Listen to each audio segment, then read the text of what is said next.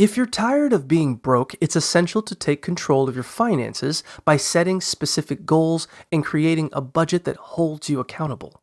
Focus on living within your means and avoid comparing yourself to others, as self-worth shouldn't be tied to material possessions. Tracking your expenses will help you identify areas to cut back, and planning for large expenses can prevent financial surprises. To tackle debt, consider making extra payments and possibly renegotiating loan terms for better interest rates. Start saving even if it's a small amount each month, and utilize automatic withdrawals for convenience.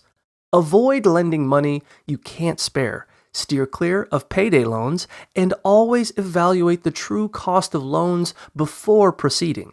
Finally, resist impulse purchases by planning your shopping and surrounding yourself with more frugal individuals, while also using credit cards wisely to maintain control over your spending.